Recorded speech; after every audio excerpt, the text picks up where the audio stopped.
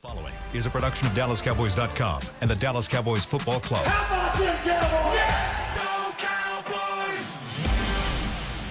This is Cowboys StoryLine with Nick Eatman.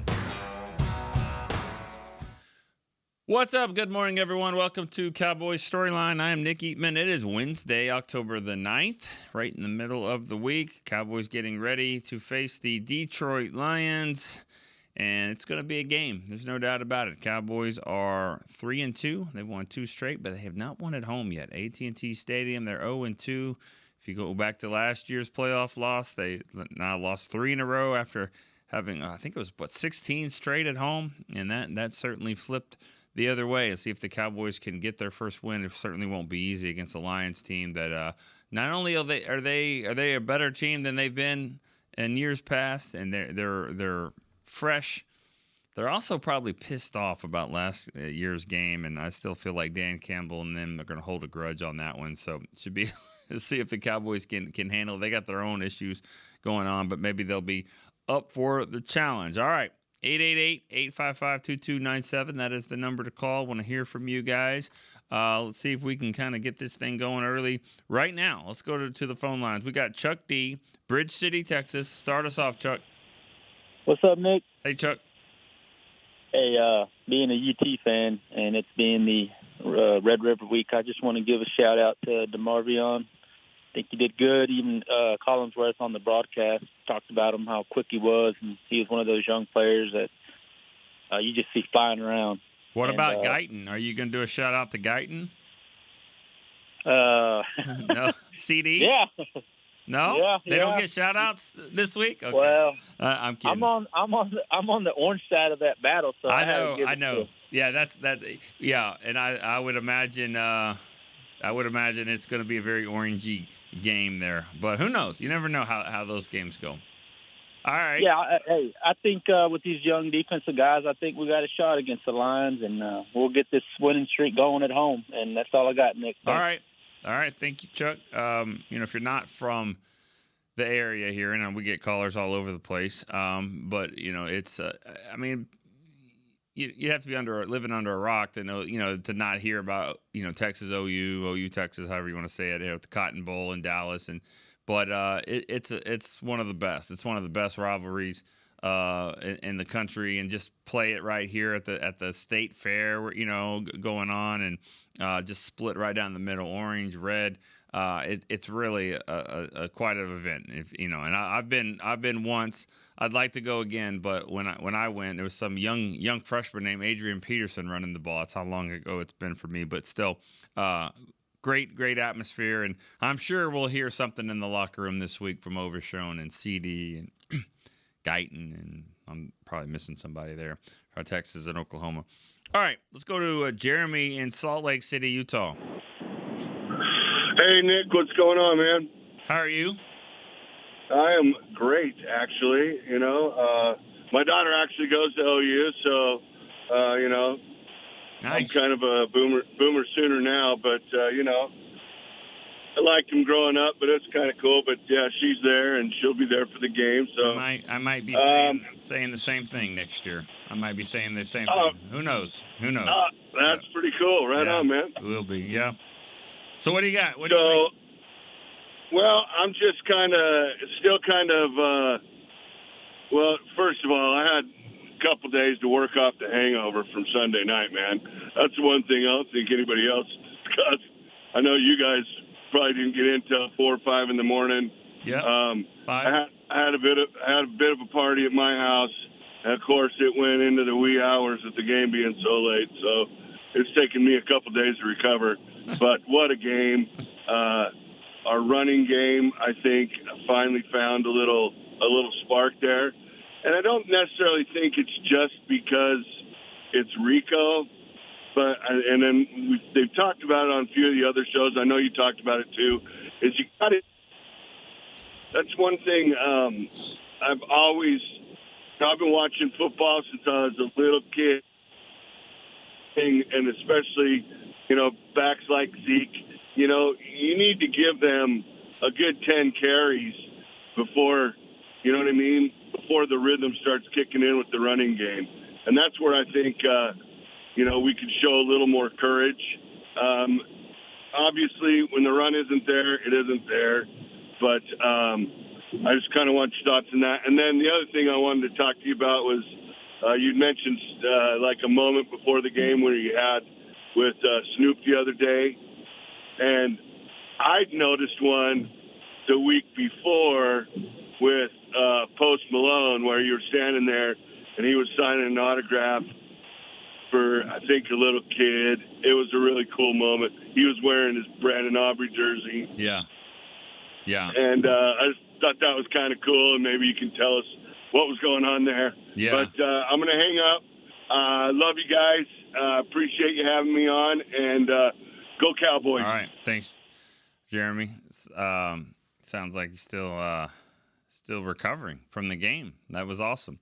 But appreciate you calling in. Yeah, the running back part, but with the rhythm, I just feel like that's kind of that's a tough one. It's a tough call. Yeah, running backs want to get in a rhythm, but you also have to start off, and you can't be behind the chains the whole time. I mean, it's so important to get off to a good start. So you can't just be running 3 and out and punting for three series in a row, and now you're down 14-0 or 10-0, and now your running game's working, but even though you don't need it so as much. So there's a combination there. Yes, you want to get them in rhythm, but you also have to kind of move the ball, move the offense. So you hope that they both can kind of correlate, at the same time and kind of get that going. You mentioned pregame. Yeah, I mean, you never know who's going to be down there. Home, away, you just, the last 2 road games, we've seen Post Malone. Now, he was with the Cowboys wearing a Cowboy jersey. Snoop was down there, a big Steeler fan, was not wearing Cowboy gear, was definitely wearing a lot of Pittsburgh stuff. He was on our sideline for a little bit, or at least that side of the field, to do a pregame show for NBC, but didn't really get a chance to see him. I apparently did walk right past him.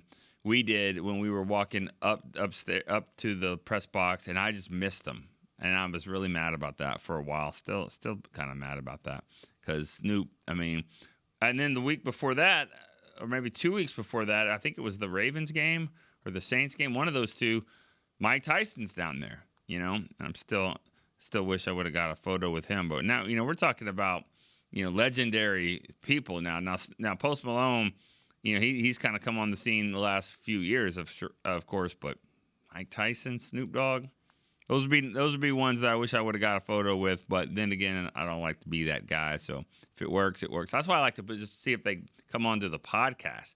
You come onto the podcast, then we're doing an interview. Somebody will take a photo. Then I can get my photo that way. But I'm not big on just saying, hey, can we get a picture? Maybe I should be better at that. That happened with Jamie Foxx a couple years ago. We got Jamie Foxx, and he was definitely partying and having a good time that day. All right. We'll see with our next caller. We got Carolina. Yes, sir. Carolina from Columbia, South Carolina. Well, this is definitely a first-time caller. Yes, sir. Your name is Carolina. Yes, that's my nickname. Okay. I like that name. My name is Mike, but everybody calls me Carolina. All right, Carolina. We'll go with that. Carolina from South Carolina. What's up, man? Yeah, man, I watch the show all the time, man. All the time. Since I think it's probably like a year now, I done probably watched every show, training camp, and everything. So, anyways, y'all do a great job, man. I just want to shout out to y'all, especially Chris Beam in the back. He's on every show. I watch almost every show. So you watch them all the podcasts. Yeah, hanging with the boys, talking job, all that. Yeah. Nice. Anyways, nice. Well, it's good to have you on there, Carolina. That feels weird to say. That feels weird to say. Sorry. I want to call you Mike, but that's okay. Carolina. All right. So I just want to start out and say, man, you always give me a boost of energy, man, because I'm the type of Cowboy fan you are. I'm only 29. I've never watched them win the Super Bowl. So it's been real sad for me forever. Yeah. And I'm never switching up. So hopefully our time will come. But until then, game by game, man. We're going to win or we're going to lose. I'm going to put the jersey on anyway. What jersey are we rocking here? Man, I got like 4 in the collection. I switch in and out. I actually got the Deuce Vaughn jersey, we got the Dak jersey, Trevon Diggs jersey, and the Michael Parsons jersey. Okay. All right. That's a good group. Good group. Yeah, that's my group, man. I mean, only 2 of them are playing, I think, this week, but that's okay. Exactly. Well, man, I really wish, man, that they give that Deuce Vaughn guy a lot more touches, man. I feel like he could be more explosive out the backfield, especially in the screen pass. We really don't throw the screen that much. But I feel like we gotten away from that in past years. And he has the potential to get the ball and go. And it looked like he could put on a couple pounds, man. Hey, give him a try. You know what I mean? Give him a try. Just like Hunter Lipke. They need to put him in more, too. Yeah. But anyways, right. I really just called to ask a question. So what do you think about this Devontae Adams thing, man? Like, do you think that we should be looking towards getting him, especially with our receiver group? You know, it's a little shaky. It's good, and then it's okay. What do you think? Well, all right. Appreciate the call, Carolina. Good to hear from you. What do I think about that kind of stuff? I mean, you say you listen to all the shows all the time, almost every show, so you've heard us say this before. We really do not discuss matters from players on other teams, especially when it comes down to potential trades and stuff like that. That he's on another team right now, and we don't go down that road. I can say that I don't think that's going to happen. Or the Cowboys might entertain a trade, but I wouldn't think, based off the last game, I wouldn't think they'll do that right now. And I'm not saying that they feel like, oh, we're good, we got Tolbert, we're good, Tolbert, Turpin. But I think that they trust the guys that they have. Stephen Jones was asked about this. Okay, Stephen Jones was asked about this on the radio, and he said, we have a number 1 receiver. We paid him. He's number 1. We're not bringing in another number 1.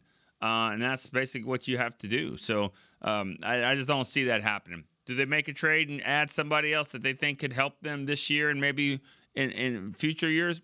Perhaps.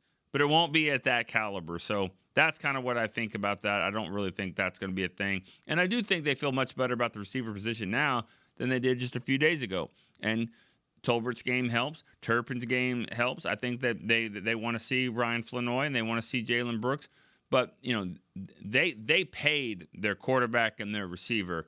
There's really not another spot to go and do that again. And yes, the Eagles have done that. The Eagles paid their quarterback. They have their 2 receivers. And I don't think the Cowboys are looking to do that because the Eagles are going to have to pay the piper at some point. And that's not going to be pretty when you do that much like that. All right, let's go to Rick in Rio Rancho, New Mexico. Rick. Hey there, Nick. How you doing? Good. How are you doing? First time caller? Oh, yes, sir. Excited to finally get on and talk to you for a little bit. Here we go. Now it's official. What do you got? Oh, not much, man. Just here enjoying the balloon fiesta and all these balloons up in the air. But I just have a quick question for you. Just let you guys know, I've been listening to all these podcasts every day. I'm a nerd that even works out to them. I've been listening to you from the beginning, and the only question I have right now is kind of explain the IR situation when it comes to them returning. My understanding is there's only certain spots that can come back throughout the year. And if you can answer that, I know we have 5 or 6 that are on IR right now. Yeah, you can bring back 8 throughout the year. You just put them on IR. You don't. They go on injured reserve. Sam Williams, to my understanding, is on the same injured reserve as Deron Bland. It's just you can bring them back, and you can only bring back 8. Once you go on IR, you're on IR for at least 4 weeks. And so go ahead. So when you put them on IR, you don't have to have that designation to return, or is there the IR for the year? Yeah, I don't think so. From what I asked this question the other day, and I got the answer of IR is IR. It's just that you can bring them back. You can bring back so many. So you can bring back, I think, 8 for the season. And so I don't know if they brought anyone back yet. Deron Bland is expected to be back this week. And Stephen Jones had said that he feels like he has a chance to play this game. So that's good news for the Cowboys. But, Bland would be one that they put on IR that he would be returning. I'm looking at Chuma Edoga could probably come back here at some point. Jordan Phillips has a chance as well. DeMarcus Lawrence later in the year. Brandon Cooks as well. Those are the guys that are on IR at the moment. All right. Well, thank you. I don't want to take up too much time because I know you got the callers. Well, going to the San Francisco game here in a few weeks, and excited for it. Good. So. Well, that's awesome. Have a good time there. Maybe the Cowboys can turn that around and beat the Niners. It's been a while since they've done that. But, Rick, good to hear from you as well. All right. Have fun out there. You said Balloon Fest? Is that what I hear? Balloons? Yeah, it's the Balloon Fiesta this week for 9 days here in Albuquerque, Rio Rancho area. Oh, nice. It just fills with balloons throughout the sky. It's a pretty beautiful sight. I bet that is cool. That's awesome. Yeah. Be better to see down there than up there. I wouldn't be a fan of being in there, but I don't even know if people are even in there. I think it's just balloons. I wouldn't either. Yeah. They like to crash too. Okay. Wow. All right. Well, hopefully that doesn't happen. All right. Thank you.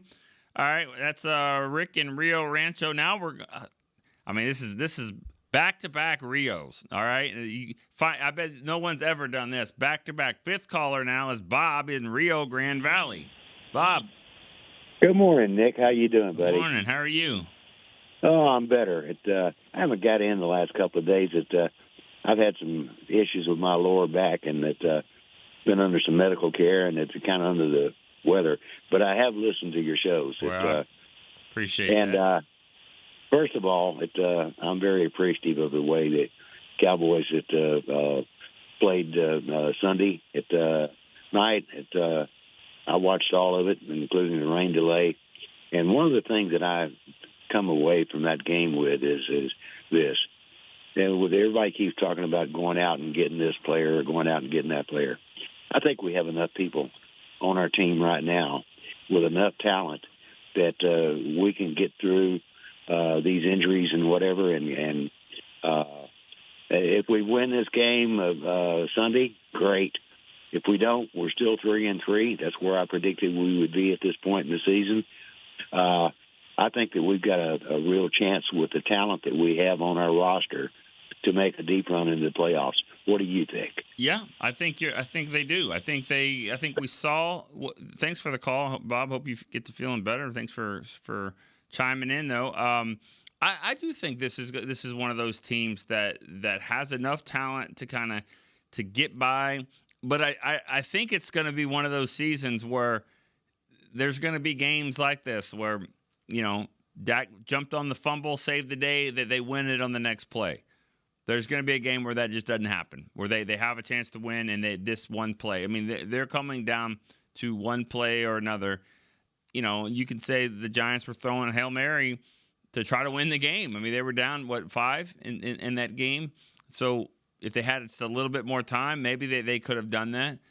That never felt like it was that close where the Cowboys were going to lose it, but it was pretty close, obviously. If you're throwing that deep into the end zone, that's my point is that, the Cowboys maybe could have made a stop there on third down with Lamar Jackson and stop him, and they get all the momentum. They drive down and tie the game, maybe win it. So that's how close that game was. Saints game certainly wasn't close at all, and neither was Cleveland. But I just think that you got to remember what comes up will go down. They're going to have these close games. They're going to win some. They'll lose some. But talent-wise, like you said, Bob, I think that they have the talent. They could maybe add another piece here and there if it works out. But I don't see them going into next year's draft class too much because they're going to need that. They're going to need as many picks as possible to try to help them. I mean, they're going to lose some guys in free agency again next year, and they'll have to make some hard decisions. And so I just don't see them. It's going to have to be a decision this year, something that just really, really works for this year and for next. And so if that comes along, I could see them doing it, but I don't think they're going to be really pursuing it so much. All right, let's go take our first break here on Cowboys Storyline. We have one phone line open. We have a caller on the line, maybe another first timer. So can't wait for that. But we're gonna go to break real quick. Be right back.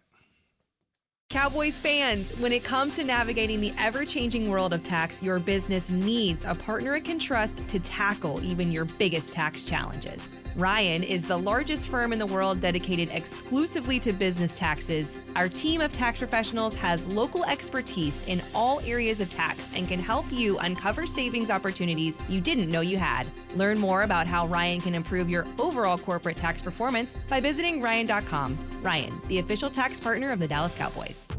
Hey y'all, Matt Pittman of Meat Church here. With football season kicking off, I'm already gearing up to bring the smoker back to AT&T Stadium for some epic tailgates. But with that Texas heat, it's crucial to keep my beer hand cramping cold.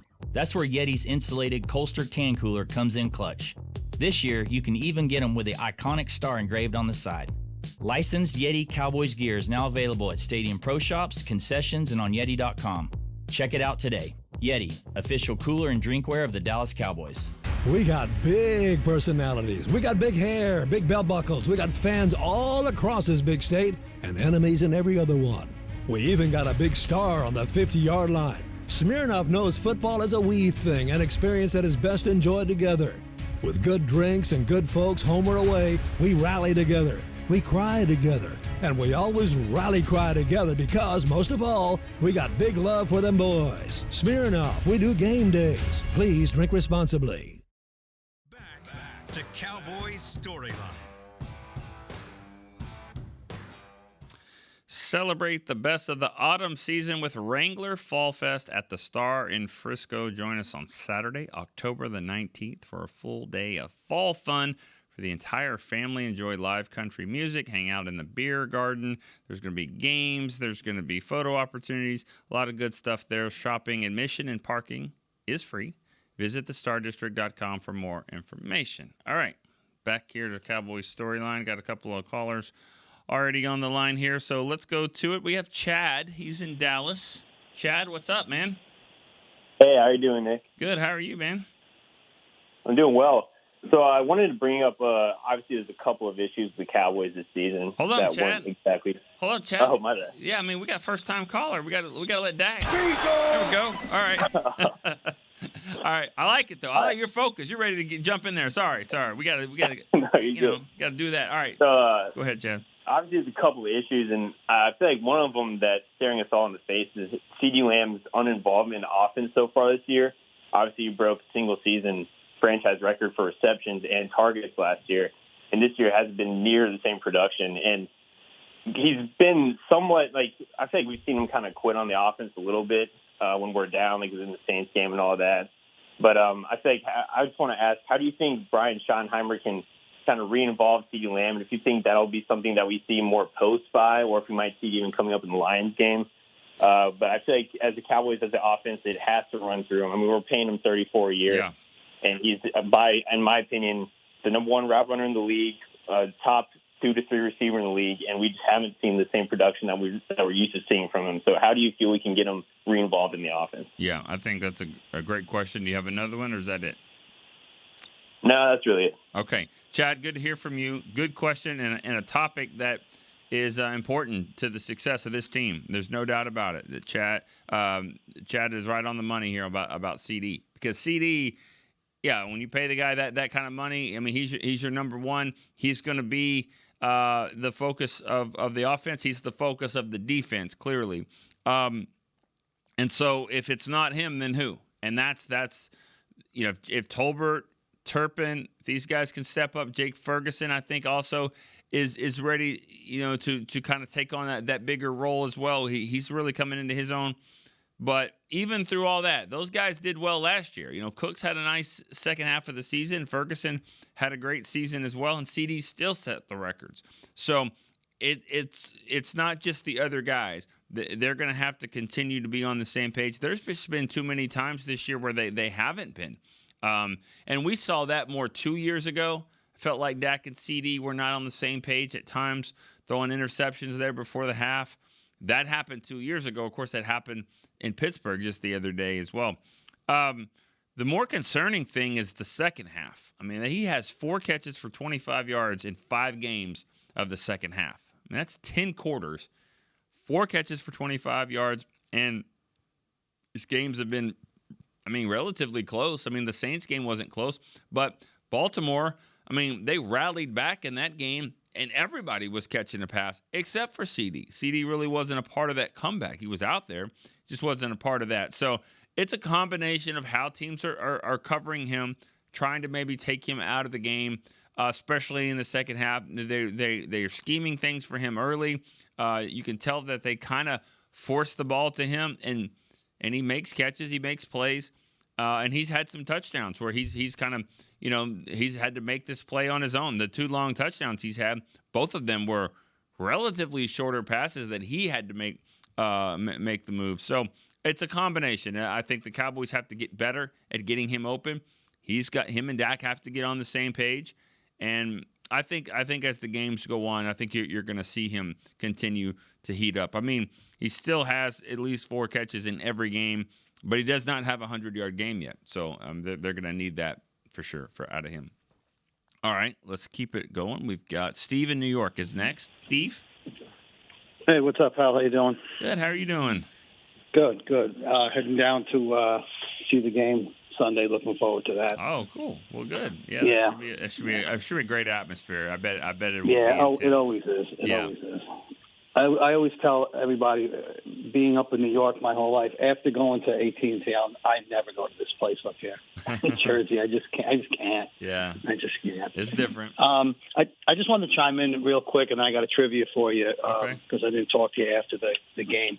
The double standard with the Cowboys, let me tell you something. 31 other teams on Sunday night, we would have heard how they, and I'm quoting now, found a way to win, played ugly, but found a way to win. Right. But the Cowboys, it's always like, they dwell on the negative. And I don't mean all the fans, but the media, that's why I don't even pay attention to any of these shows that are on. I'm not even going to say the names of the ones I'm talking about, but you know who I'm talking about. Right. They always met, that was, was it a sloppy game? Yeah. But that was like, to me, that was a classic win against a team that I despise. Only the Giants I despise more. I grew up, watching the Super Bowls in the 70s and how devastating that was. But that, for the fans, just my message, just dwell on the positive. That was a great win. It was a great win. It was. My gosh, I'm hearing too much negativity as far as it. But come on, let's get ready for Detroit. And okay, trivia. You're pretty good with these. All right. Troy Aikman threw his first career touchdown pass and his last career touchdown pass to Cowboy first-round picks. Who are they? Well, his first touchdown pass was, I believe, to Michael Irvin. Right. Against Atlanta. Yep. Week 2 of '89. Certainly wasn't throwing anything against the Saints in the first game. No. So then his last touchdown pass was to a first-round pick. Mm-hmm. And it was so that was the 2000 season? 2000. So it wasn't Michael Irvin. So in first-round pick in 2000, was it David LaFleur? Yeah, wow. Yeah, it sure was. I was going to say it was David LaFleur. It was in the 97 draft. There were 2 tight ends that everybody was looking at. One made the Hall of Fame, and we got the other one. But I'll say this. I think Aikman said, there's some parts of LaFleur's game that I really like more than Gonzalez, but it wasn't like they could, like the T.J. Watt, Taco Charlton thing. No. Gonzalez was gone. He was taken before LaFleur. But exactly. I think Aikman said it, in the media, I like this guy. I like our guy, like a quarterback should do. But I was thinking about that 2000 season quickly, and all I could think of was, Tucker, McGarity, maybe Chris Brazzell. I'm I don't see any first-round picks in there. James McKnight, and then tight end. All right, cool. Awesome. Yeah, and just real quick on the second one, the Leon Letts game, Thanksgiving '93, we all remember it. But what former Cowboy draft pick started for the Dolphins that day? What former at quarterback? Was it Steve DeBerg? No. Wow. Well, Okay, it you was. got it. I can't. You're good, Nick. Yeah. You're good. Steve It was DeBerg. Steve DeBerg, 1977. They actually took 2 quarterbacks in that draft. Yeah. Don't think you'll ever see that happening again. Yeah, probably not. Probably not. Well. Great show, man. All right, Thanks. Good stuff. Yeah. That boy is good. Thank you. That game, that Dolphins game. I was so upset by that. I was in high school, and I was so upset. But there were some really cool moments. Obviously, the Leon Lett thing, and we did a documentary on Leon and telling all about it. It was pretty fascinating. But the Kevin Williams punt return where he slides into the end zone on the ice, like just a 65-yard punt return, but he slides in. Like a kid. That was like one of the coolest plays ever. It's too bad that most people, everybody remembers it for the other part at the end with Leon Lett. But man, that was such an interesting game. When you live in Dallas like we do, and we've had some 80-degree Thanksgivings, if not a little higher than that. But to have that, it was just so weird that we had a snowstorm on Thanksgiving. But as tough as that loss was, they didn't lose again that season. They turned it around and ended up winning their second Super Bowl. So pretty cool stuff. All right. Fun to go down memory lane a little bit. Thanks, Steve, for those questions. Good stuff. Zach in Atlanta is next. Hey, what's up, Nick? How are you? Good. How are you? I'm doing well, man. Previous caller, asking about CeeDee's involvement on, when is he going to heat up? We're all asking that question. I think until some more of our offensive 2s, 3s, and weapons get going, we'll continue to see defenses double him and scheme to try to take away CeeDee. And so, great to see Ferguson back in the lineup and making plays, and, Tolbert, Turpin, and all those guys. And, hopefully it's kind of like what we saw last year, after the San Francisco game, CeeDee, exploded. And it's a symbiotic relationship, because then once they're focusing on the other guy, CeeDee starts going, then they focus on CeeDee. The other guys get opportunities. So, right. That's best case scenario. But looking ahead to the Lions, it was kind of fun. Old Dan Campbell played for both the Cowboys and the Lions, and obviously is now the coach of the Lions. And so just curious, any thoughts or stories from his stint on the Cowboys roster? And with that, I'll hang up. Take care. Yeah, thank you. I don't know if I have a ton of Dan Campbell stories.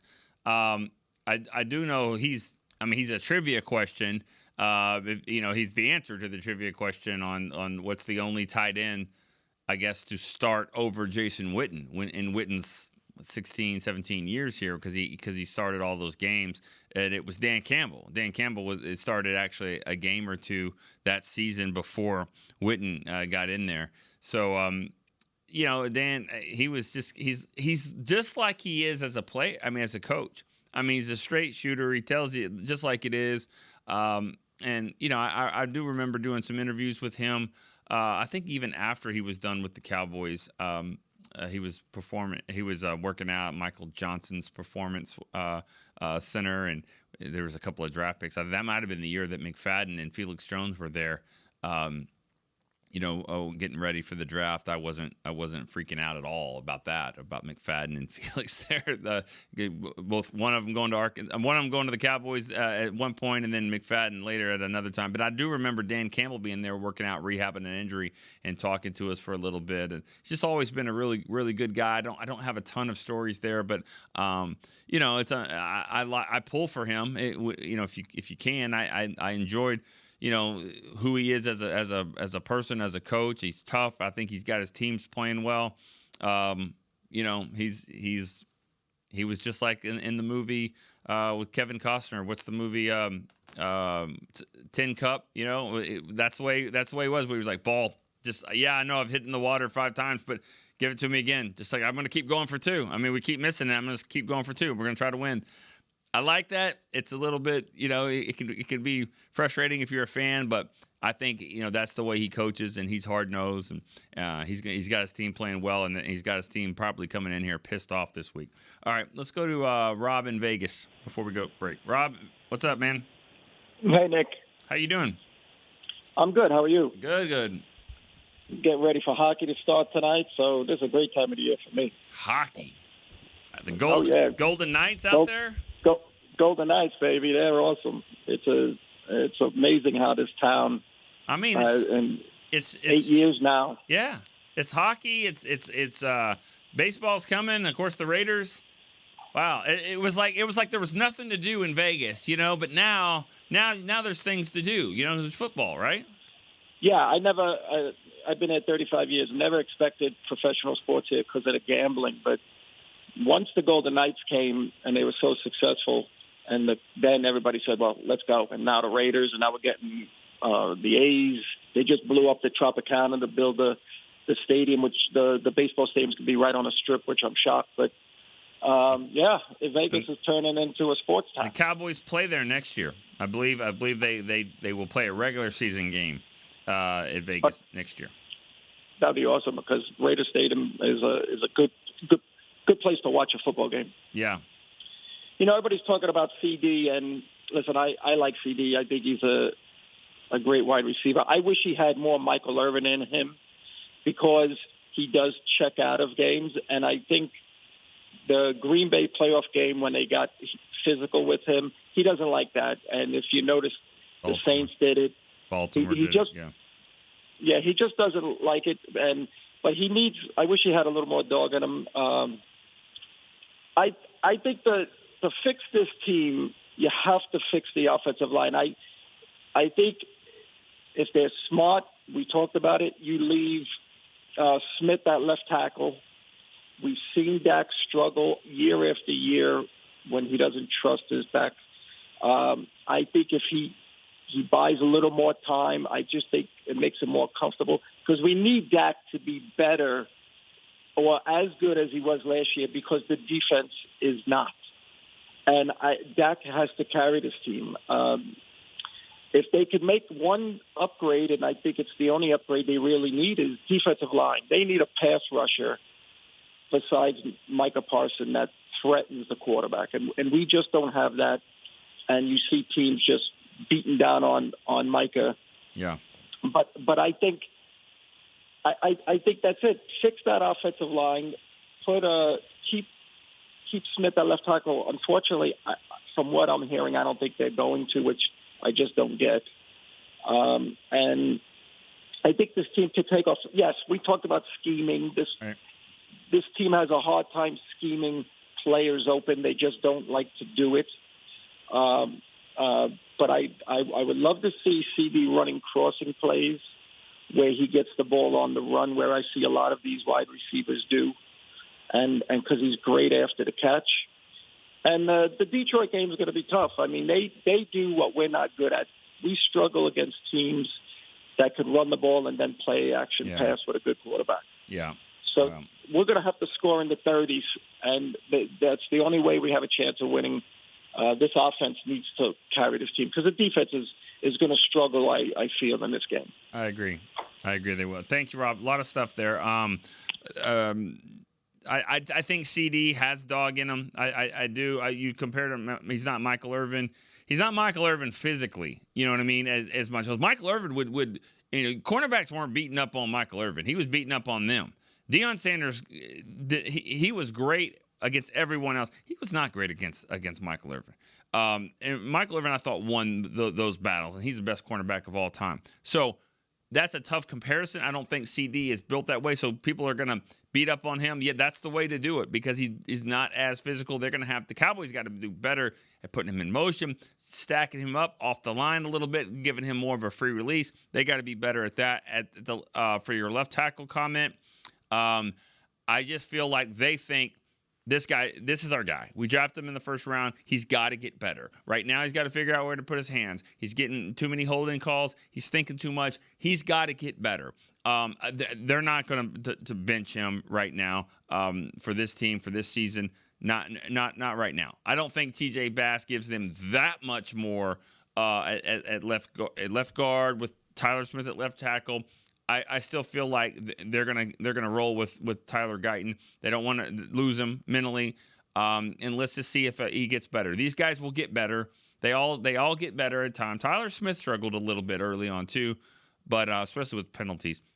I think he'll be fine, but yeah, he's got to get there, and I think benching him would probably be a little bit more of a setback than they want to deal with at the moment. So let's monitor that, but I still think he's going to be your left tackle this week if he's healthy, coming back from the knee injury. It's going to go to break real quick. We come back. We got a couple more callers on the line we got to get to. Discover Aiden, the official luggage partner of the Dallas Cowboys and Dallas Cowboys cheerleaders. Known for top-tier engineering and craftsmanship, Aiden offers more than just bags. Originating from Australia and designed in New York, it merges fashion, design, and culture. Used by Dallas Cowboys players, staff, and the entire organization, Aiden provides style and functionality for all travelers. Visit AidenTheBrand.com and use code AidenXCowboys for 25% off your purchase. Travel like your favorite stars with Aiden. Alltech Lansing has been perfecting sound since 1927, bringing you decades of audio excellence to elevate your Dallas Cowboys tailgate ritual. Equip your next pregame with the Sound Rover 180 with 6 hours of playtime, built-in microphone, multicolor light modes, and a rugged exterior that's built to last. Visit alltechlansing.com/Cowboys15 for 15% off your Sound Rover 180. That's ALTECLANSING.com/Cowboys15 for 15% off. Alltech Lansing, official audio partner of the Dallas Cowboys. Back to Cowboys Storyline. Dallas Cowboys United, presented by Globe Life, is now exclusively in the Dallas Cowboys app. Join the official fan club today to receive access to the all-new Dallas Cowboys Drops feature, team news, pre-sale access, fan and kid of the game. Download the app now to join.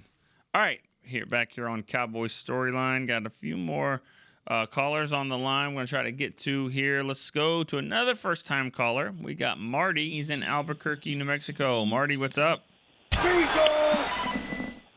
Nick, great. Thanks for taking my call. Appreciate it. Love your show. Marty, I had a question about. I got a question for you. I got a question for you. How are these balloons? Can you see the balloons? Oh, yeah. Actually, they were flying over my house, probably about 300 of them. So it was a beautiful sight. Perfect weather, too. So it's always kind of a hit and miss with the weather. But I want to see these balloons. Rick from Rio Rancho called in earlier, and he was telling us about it. So I got to check this out. All right, Marty. Well, what do you got, man? First-time caller. Appreciate you joining the show. What do you got for us? Long-time fan. Yep, long-time fan. 1974. Don't want to age myself here, but a lot of ups and downs as a Cowboy fan, but that goes for any team. But I had a question, observation. I think Dak's strength, to me, watching him over these last years, is his ability to throw the ball downfield. I really kind of, I hate when they get really cute and get real lateral with him. I just think that's when the offense goes south. And I noticed McCarthy he gets into that where, they start sort of handing the ball off to CeeDee or, Turpin. And when they get in the red zone, in my opinion, they need to do what they did the other night. They went to Tolbert, is they got to get that ball vertically into the end zone. I think that's Dak's strength, is throwing the football. And I don't think it's him doing the Mahomes outs. And that's just not who he is. Yeah. In fact, I think he's pretty sloppy throwing the ball under maybe 10 yards. I think his strength is to wing it. And I always say this, you either have a shortstop arm or you have an outfielder arm. And I think Dak has more of an outfielder arm. Mahomes, to me, has that shortstop arm. And you got to use his strengths. And I just think with the play calling, sometimes they just don't figure that out. And I think with his success is getting the ball down the field, is get vertical. Yeah. And there's a reason why he's been up there and throwing yards. But when they get too lateral, regardless of whether the running game's going or not, that's just my observation. I just want to get your thoughts on that. Thanks for the call, Marty. Good to hear from you. Call back. That's a good point. I've always kind of thought the opposite, though, about the deep ball stuff. I don't think the deep ball is his best throw. And I'm talking more about the 50 or 40 yard, just dropping it in there deep and just throwing it perfect. I mean, he's thrown them, but I don't think that's his best throw. I have been impressed with some of his throws this year, those intermediate outs, like the throw he did to CeeDee I guess it was the first was this first quarter? First quarter. It was the second drive. It was like 3rd and 13, and he threw one to CeeDee. That's the one where he got his toes right there in front of the Cowboys bench. But that was a heck of a throw. He can throw it on a rope. We've seen that a little bit more this year. It's those soft touch passes, dropping it in. That's just not really his thing as much. But I've said it. I thought Cooper Rush throws the ball deep better than Dak. But that's not a knock on him. Jason Garrett threw the deep ball better than Troy, in my opinion. I'm talking about just 40 yards down the field, soft touch. It's right there. That doesn't mean you're a better quarterback. Doesn't mean you make better throws all over the place. That's just my observation there. I think like Dak, he's got Tolbert streaking down the field, and it was a 40-yard pass. Now lays it out there a little bit more. Tolbert catches it on the run. You may have an 80-yard touchdown, 85, wherever that was.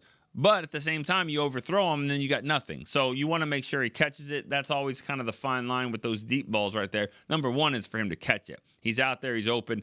Get it to him so he can make the play. Even if he has to slow down, go do that. So I hear what you're saying. I think it's got to be a mix, though. The best quarterbacks can do it all, and he's got to be able to do it all. But trust him a little bit. Trust his arm.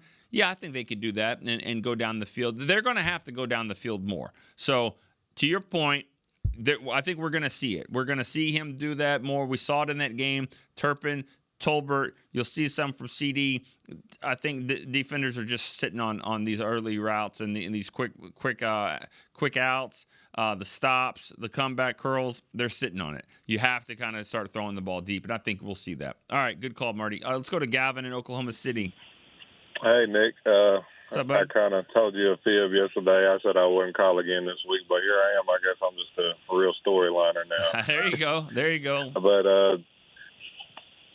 that's a testament to, the work y'all do, and I know I'm beating on a dead horse here, but thanks for y'all's work on Monday coming back from that long trip. Well, I appreciate you guys saying shout that. Shout out to Chris as well for keeping all the shows going. I listen to Talking Cowboys every day in this show on my 45-minute drives to work, so I appreciate y'all. Oh, cool. Well, we appreciate being a part of your morning. Thank you. Yeah, yes, sir. I wanted to say first that I really liked your answer to my thought yesterday about the team rallying behind Micah when he comes back. You kind of summed it up in a way that made more sense and kind of made my thought better, if that makes sense. Because I wasn't trying to say, that by any means we don't need Micah or D-Law to come back. We need them back ASAP. Yeah. I'm not one of them people, but I just think maybe they could bring some extra juice on top of the defense getting their stuff together first. I think that's exactly what I was trying to say there. Yeah. Well, and go ahead. No, I'm sorry. I understood what you meant. I understood that, yeah. And I just think it's one of those teams that they have. It's like with anything, you have to lean on each other, and right. At times if Micah's not there, these guys have to step up. But there's times where Micah is the one that's carrying this team and carrying this defense to a win, and that's going to happen this year too. So you got to have a little bit of both. Yes, sir. And the real reason I called today is I am a younger fan. I would say I started really being old enough to pay attention around the time Dez was drafted, whatever year you put that on. So you can imagine that Trevon, if not the best, one of the best cornerbacks I've ever seen play for the Cowboys. Mm-hmm. And I think he's being overlooked right now, and I just wanted to say what a fantastic job I think he has done coming back from that injury and being very serviceable, if not better than serviceable. Against Baltimore, he took accountability for a game. I wouldn't necessarily say it's on him. He could have made that play and made it interesting, but it's kind of hard to say, we lost that game because Trevon let Derrick Henry run for 200 yards.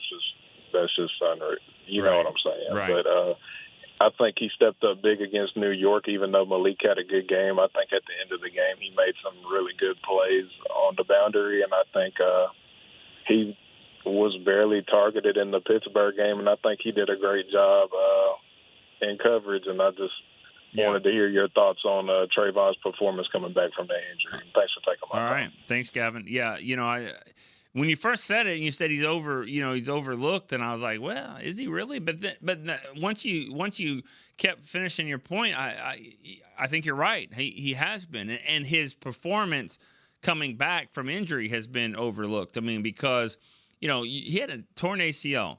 And yeah, you come back and you're ready to go, but everybody knows that first year is going to be a challenge, especially for a position that stops, starts, cuts, runs the way a cornerback has to do.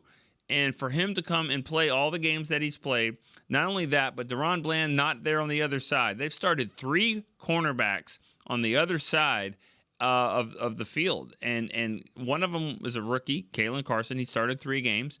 And then you've got Andrew Booth, who started, played half a game, and now you've got Oruwariye has started and played well.